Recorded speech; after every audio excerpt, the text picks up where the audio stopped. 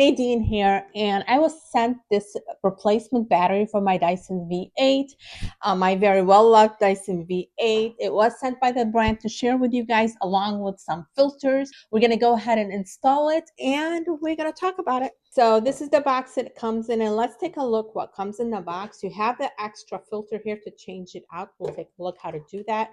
You get 3 of the other filters that go in from the top, from the side, and then you get the battery right here. This is the battery. We are going to uninstall the old one and try out this one right here. And it also comes with extra screws, so you can put those in, and a screwdriver so you can do all the work. So everything you need to replace it is going to be right in the box. So to remove the filter, all we're going to do is take this. We're going to twist it because it'll show you here that you need to twist it this way. And then go ahead, grab the new one,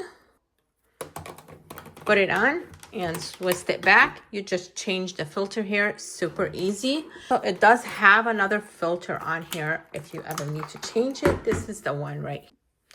So we just remove that one, and we can put this one right back in and twist it. It's nice and solid in there.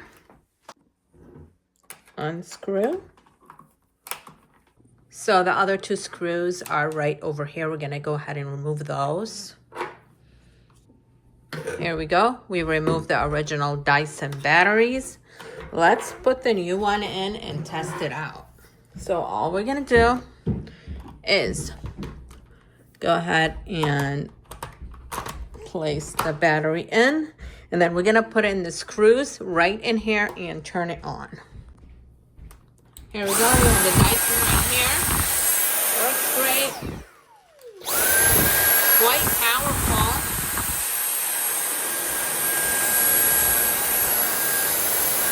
I would have to say that this actually held suction pretty well, cleaning up the rest of the house. You're supposed to charge it all the way before you use it. I did not do that, but it had a good amount of charge in it, and I was able to do about the same work as I usually do with my regular Dyson battery.